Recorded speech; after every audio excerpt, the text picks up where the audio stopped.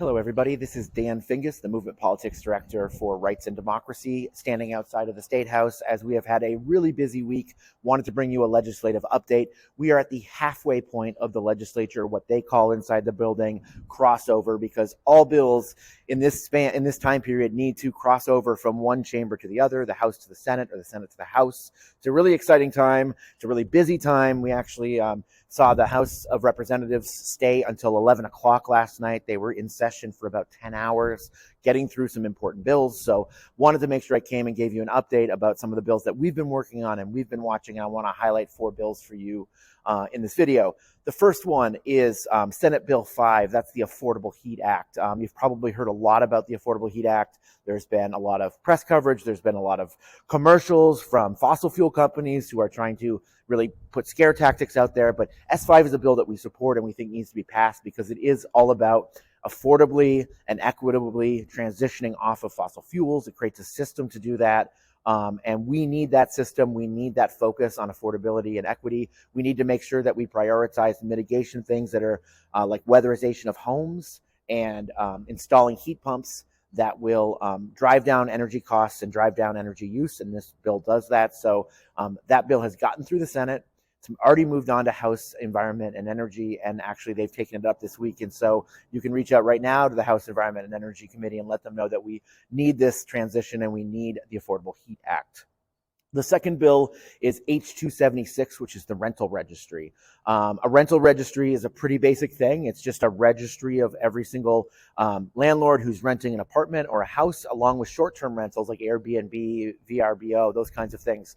You would think this is a pretty basic thing that Vermont would already have this, but in fact, we don't have this. We don't have this very basic, really common sense tool to actually know what's going on in the rental market in Vermont. We need that tool. We need to make sure we can use that data and information to make good decisions about the housing that we're going forward to, making sure that we have enough accessible housing for those who need it, affordable housing, and also that landlords stay in compliance. So we really need this bill. H276 will be passing the House in the coming week, and then we expect it to go to the Senate Economic Development, Housing, and General Affairs Committee, and we'll be following that closely and hopefully being in there testifying, getting your voices into the State House.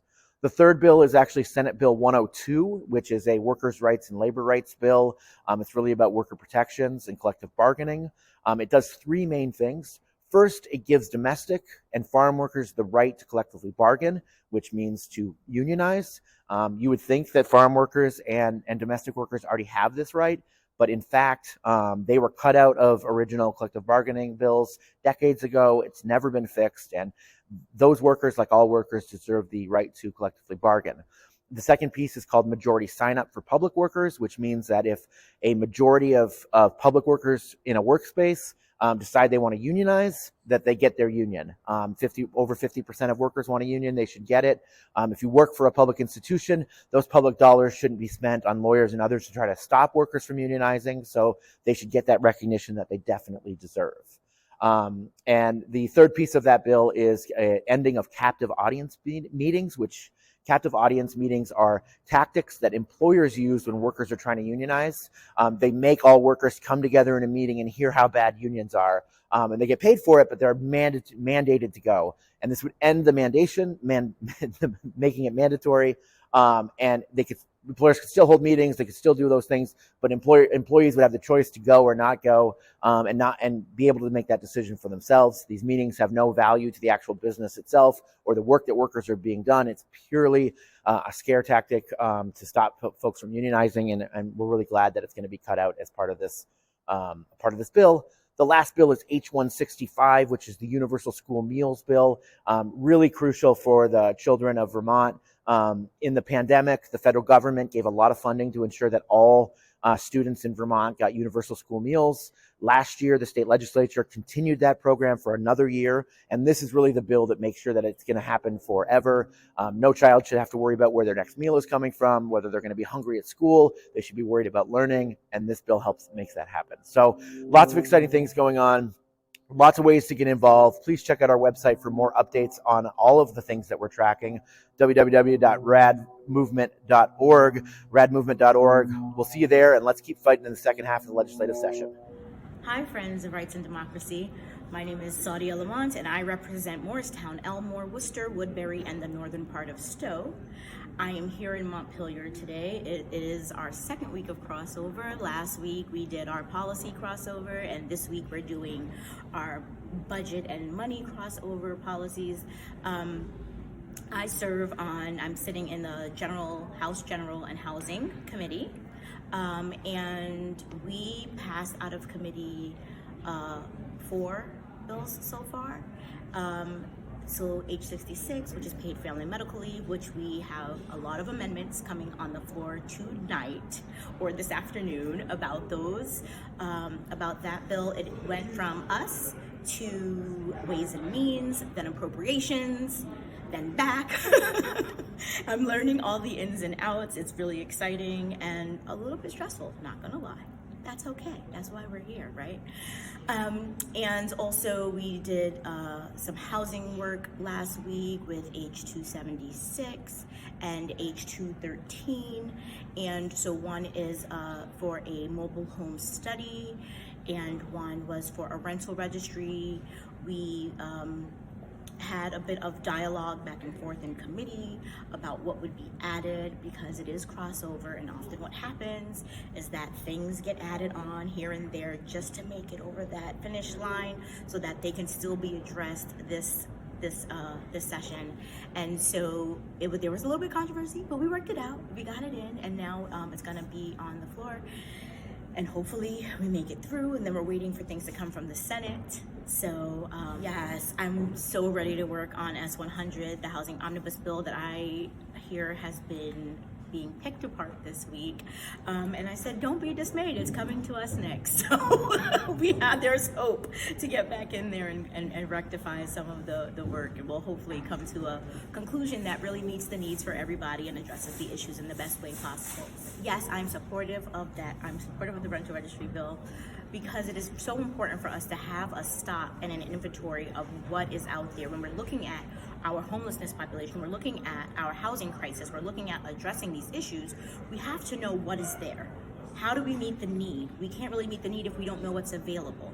And so this is really looking at not only short-term rentals, long-term rentals, but it's just really just taking a stock, so to speak, of what properties exist, what rental properties exist, so that we can better assess where we need to go. Right? Yeah. Because if we don't take a look and assess the issue first, then how do we know where we're going? And so this will really help us take that stock. And this is really not a new concept. Many towns and cities have already done this. And so what we're doing is we're just trying to make it more globalized and more intricate, so that it's more encompassing of what we need to do to address the needs. Well, hi, I'm Andrew Perchlik. I'm the state senator for the Washington district, which is all the towns in Washington County, as well as Stowe in Lamoille County, and in Orange County we have Orange and Braintree. And I've been really excited this session about some of the climate bills and family bills. And those are the two kind of things that I've been campaigning on. So we passed S5, which is the clean heat standard, out of the Senate, and I think that's a huge step forward. It's going to take a couple of years to implement, and we still have to have another vote in 2025 to get it going, but I think it's really cracking a tough nut on the thermal sector, and I'm really excited about what that can mean for Vermonters in the future for their own home heating, but also just for the economic development potential that we have for that. You know, today we were working on the child care bill. That's another thing where it's going to pass. There's some questions about exactly how it's going to be paid for and what the components are going to be. But I'm really excited that we do something for child care in Vermont. I think that's a huge thing. And for me, I kind of include parental care in there, or leave for parents that have either adopted or had a new child. That's been added to the bill. But I'm also, as far as what's coming down the line, is how we merge what we have done in the Senate on child care, which has that parental leave part, with what the House has done on their paid family leave bill, which is a big, important bill. I think that's going to be the exciting part for the next session.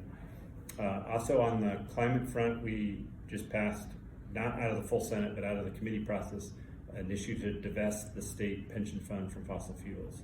And that has been something that I've been interested in and tried to work on when I first got elected in 2019. And we were not able to make progress on it, but this year we have a good plan. The new state treasurer, Pichek, is supportive of it. And I think that's gonna be huge that we can join. We're no longer gonna be the first state. We're joining other states that have done it ahead of us, but it really helps to add momentum to divestment, I think, which is really important. Another big thing that I've been interested in, have sponsored a bill every year that I've been here, is ranked choice voting. And I was a little disappointed that we weren't going to be able to have it for the presidential primary in 2024, because that was the plan, and that's what both Secretary Condos and the new Secretary Copeland Hanses was talking about doing. But when they got into it, they just said we can't make it. So it's going to be not for a presidential primary till 2026 or even past that, or 2028 for the presidential primary. But we are going to move. We're going to allow towns to do ranked choice voting without charter changes, towns or cities, and then we're going to set up the whole process so that for the statewide offices in 2026 we could have ranked choice voting. And I think that's going to be a big difference for how our democracy survives for the next 250 years. So those are the few things that I'm most excited about it, and really happy to be working with Rights and Democracy on these issues and other priorities. Hi, I'm Representative Monique Priestley. I represent Orange 2, the towns of Bradford, Fairleigh, and West Fairleigh. Crossover is happening right now, which is super exciting. As a first year, this is my first time experiencing the long nights on the floor. We have a lot of interesting bills actually coming up today: paid family leave, school meals, universal school meals, and going into the second half, I'm really excited about exploring some tech bills, including right to repair and data privacy. I'm on the House Committee of Commerce and Economic Development. One of the most exciting bills we've worked on leading up to this week is a workforce development bill. So things like continuing education, making sure that we're providing support for people to enter the trades, nursing, climate tech, and it's really exciting to be able to make sure that everyone can afford to continue their education. So going into the second half, I'm really excited about some tech bills, as that's part of my background. And when it comes to things like data privacy and right to repair, really want Vermonters, one, to be protected by companies like social media companies or health companies that are keeping their data, and then kind of controlling what they can and can't do with that data moving forward. And then right to repair, really excited to have people be able to fix the technology they have, reduce waste, and also put control into people's hands so that they don't have to just either pay high costs by somebody to repair it, or that they throw away the machine and buy a whole new one. Hi, my name is Ann Watson. I'm a senator for the Washington District, and I am super thrilled to be through crossover. I think some of the bill that I'm the most excited about that we passed so far is the Affordable Heat Act, which is the #1 recommendation from the Climate Council, and has the potential to really move the needle for Vermont in terms of our carbon emissions. We know that we need to be doing more on climate, and we need to be, we're really like 20 years too late. So I'm excited that we're hopefully moving forward with that bill. And also at the same time to be able to save people money as we get them off of fossil fuels. So that's been my #1 priority. And then beyond that, I am also really excited that we passed in the process of passing a housing bill that both makes it easier from a zoning perspective, as well as loosening the restrictions from Act 250 to get more affordable housing built in Vermont, particularly for multifamily units, which we know are going to be more efficient and affordable to the average Vermonter. So I'm really excited about that bill as well. And looking beyond crossover, I know that there's a bunch of bills coming from the House to the Senate, including potentially a renewable energy standard bill that would look at increasing the amount of renewable electricity generation in the state of Vermont, as well as what's called like a 30 by 30 bill, which is looking at preserving land in Vermont, especially for the sake of our habitats. And so I think those are going to be some really important bills that are coming our way next. Hi, it's Senator Tanya Vyhovsky, and we have made it through crossover, so we've got a sense of what is moving and what might take a little longer. We have been busy. My two committees, so I'm on Government Operations and Judiciary, and those two committees alone passed out 17 bills in the first half of the biennium. I can obviously speak most to those because I had my hands on each and every one of them. In Senate Judiciary, some of the bills that I'm really excited about are S6, which is a bill about interrogation practices. So the bill as it currently stands bans law enforcement from using coercive or dishonest interrogation practices with anyone under the age of 22. And while I think we should probably not lie to anyone, it would be the most progressive interrogation policy in the country. It also tasks the Criminal Justice Training Council with developing model interrogation policy for everyone that all municipal police forces must adopt once they have developed that. And we gave them some specific language around what we want them to look at and specific groups, like people with developmental disabilities, people with mental health conditions, as well as just broadly what are best practices for interrogations. Internationally, most police forces have recognized that coercive and manipulative interrogation practices are not best practice and do not produce good results and result in false confessions and people being imprisoned who in fact are innocent. So that's one bill that I'm excited about. Today, actually, we gave preliminary approval for a bill that would eliminate cash bail for nonviolent misdemeanors in 2025. And it also tasks the Sentencing Commission in collaboration with a bunch of community partners that are well-versed in bail reform to bring us back in December of this year a report on what we would need to do in order to eliminate cash bail entirely. Cash bail is a system that is disproportionately impacting poor people, people of color, and frankly flies in the face of the Vermont Constitution, in which we state clearly that no person should be held in jail because of a debt. And we know that in January of this year, almost 200 Vermonters were incarcerated pre-trial simply because they couldn't post bail. So this is a really important bill. It's not as far as I would have liked to go, but I'm really glad that we very explicitly tasked the Sentencing Commission to tell us what supports and pre-trial services will be needed to end cash bail, and that we did it this year so we can act on it in the next session. Those are two bills that I am really excited about that have come out of the Judiciary Committee. In Government Operations, we have passed many, many bills. We passed 6 of them on Friday of last week. It was a busy day. And we've done some really exciting stuff in there. We have a ranked choice voting bill that is permissive language for municipalities to opt in to ranked choice voting without a charter change. It is a summer study committee so that we can flesh out the details for the Secretary of State and the Clerks Association on how we would implement ranked choice voting for statewide and federal elections in 2026. And it mandates the implementation of ranked choice voting for the 2028 presidential primary. So also really exciting to finally be moving forward with ranked choice voting in a really meaningful way. There's also a legislative compensation bill, which is a little bit controversial because I know it seems kind of self-serving to pay us more, but the bill's really important because it will help make the General Assembly more accessible. The number of times that I've tried to convince someone to run and the response that I have gotten is I can't afford to take the pay cut to serve. And I get that. I'm a social worker and I take a pay cut to serve here. So we really just don't pay people enough and we don't offer them meaningful benefits. The legislative compensation hasn't been updated for legislators in 20 years.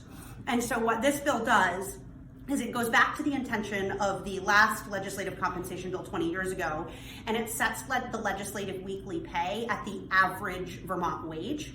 And it would provide legislators access to the state employees' health insurance system in the same way that the state employees are, so with the same cost share. It allows legislators to access the employee assistance program and the child care and dependent care flex spending account. It gives legislators access to the same child care benefit that state employees get, which is not enough, and we should raise that just across the board.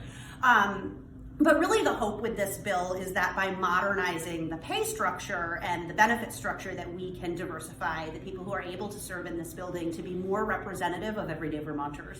It also sets up a task force to look at broader questions of legislative structure and session length, and really just looking at, if the more than 200-year-old institution of the General Assembly maybe needs to be modernized to deal with the problems that we're facing in 2023. Broadly in the Senate, we have been working on childcare, housing, an Affordable Heat Act, and a SHIELD bill. The SHIELD bill doesn't change current medical practice in Vermont, but it does protect patients and providers for accessing care that is legal in the state of Vermont in light of the Dobbs decision, where lots of states are prosecuting providers and prosecuting patients for accessing care. We wanted to make really sure that with telehealth and with these interstate compacts that we have, that people were safe to both provide and access care that's legal in the state of Vermont. What are you excited for in the second half? So in the second half of the biennium the second half of half of the session, right. We today in government operations took up again a constitutional amendment that would look at our county level constitutional officers who are like our state's attorneys, our sheriffs, our assistant judges, I think maybe our probate judges. Currently, it's sort of blanket restricted for the General Assembly to regulate them at all. And we've seen that in multiple instances, particularly with sheriffs, be really problematic. And so this constitutional amendment would put in some basic criteria, like you have to live in the district you represent, as well as provide the ability to remove someone from office if they don't meet those basic criteria. Right now, we've had an instance where a sheriff was decertified as a law enforcement officer and yet still continued to serve as sheriff and be paid, even though he couldn't do the law enforcement aspect of the job. There was no way to remove him except by impeachment. And the last time we successfully impeached someone was like over 100 years ago. So that constitutional amendment is, I don't know if it's exciting, but it's really important. I'm also really excited to hopefully work on some labor bills. So I introduced a bill so currently, if you're hired into a job, your employer can't do a random drug test, can't run a credit check, can't do a random background check unless they have reasonable cause to believe that you're using on the job or that you have done something sort of criminally negligent within your job. However, we do not extend those protections when someone is looking for a job. So what this bill would do is it would disallow employers from doing credit checks, background checks, or drug tests unless it is explicitly relevant to the job the person is applying for. So really meant, again, to protect the privacy of people who are applying and to really limit the scope of when those types of things can be done. So I'm excited about that bill. I'm working with another senator on revamping the judicial nominating process. We had a pretty controversial judicial nominee in the first half of the session, and what we learned during that process is that usually the Senate confirmations are sort of pro forma or really just for show, and that the nominating process lacks transparency and public engagement. So we're looking at creating more public engagement through the whole nominating process so that we don't end up in a space where huge chunks of the population are concerned and feel like they didn't get a chance to speak to their concerns. So that is something that I'm excited to be working on, as well as I will be reintroducing my bill on municipal police oversight, and we're trying to fine tune the details on that and get that introduced. And then I'm also We have an elections bill that needs to have some things probably taken out of it, but I'm also really excited to use that as a vehicle to look at expanding elections access.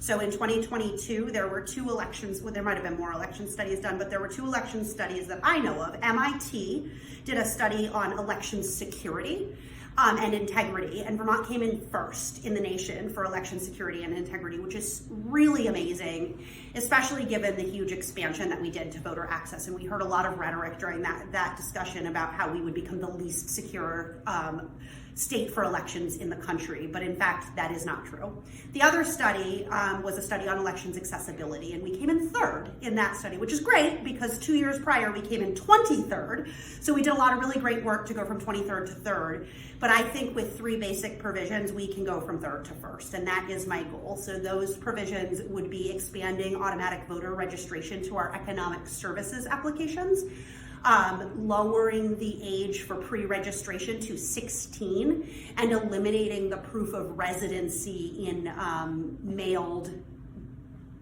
voter registrations.